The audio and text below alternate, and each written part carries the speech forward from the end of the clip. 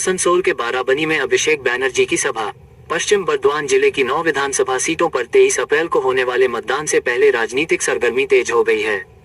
इसी क्रम में शनिवार को तृणमूल कांग्रेस के राष्ट्रीय महासचिव अभिषेक बैनर्जी ने बाराबनी के पानुदिया अस्पताल मैदान में एक विशाल चुनावी सभा को संबोधित किया। ये सभा बाराबनी से तृणमूल प्रत्याशी विधान उपाध्याय के समर्थन में आयोजित की गई थी, जिसमें आसनसोल उत्तर से मलय घटक, पांडेश्वर से नरेंद्रनाथ चक्रवर्ती और रानीगंज से कालोवरण मंडल समेत जिले के अन्य प्रमुख प्रत्याशी भी मंच पर उपस्थित रहे।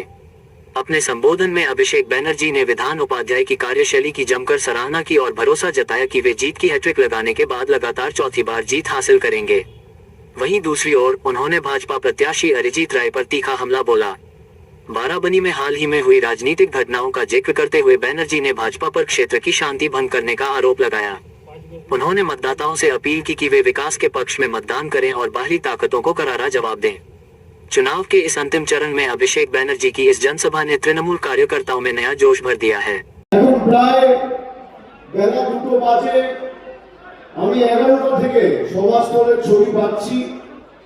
যারা 11টায় সমাজতলে এসেছে, কেউ বাড়ি থেকে 8টায় বেরিয়েছে, কেউ 7টায় বেরিয়েছে, কেউ 8:30টায় বেরিয়েছে এবং 5 ঘন্টা 6 ঘন্টা ধরে আপনারা বাড়ি থেকে বেরিয়ে বিশেষ করে মায়েরা সংসারের কাজকর্ম ছেড়ে আজকে শনিবারের দিন দুপুরবেলায় যারা 2টার সময় সবাই আসে, আমি বিশ্বাস করি তারা বক্তব্য শুনতে বা আমাকে দেখতে আসে না, তারা সিদ্ধান্ত নিয়ে আসে যে আগামী দিন 23 তারিখ লাইনে দাঁড়িয়ে জোড়া ফুলে ভোট দিয়ে চতুর্থবার মামাটি মানুষ সরকার তৈরি করব।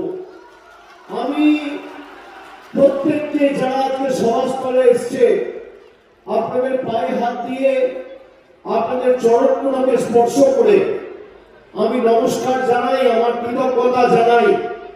আপনারা যে ভালোবাসায় আজকে আমাদের আবদ্ধ করেছেন, আমি বারাবণীবাসীর কাছে চিরকৃতজ্ঞ।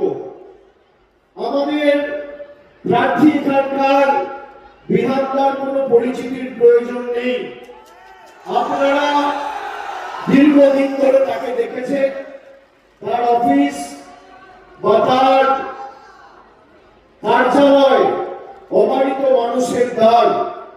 তিনি 3 বারের বিধায়ক এবং তার পিতৃদেব মানিক উপাধ্যায় বারাবণী থেকে 2001 সালে তৃণমূলের হয়ে জিতেছিলেন।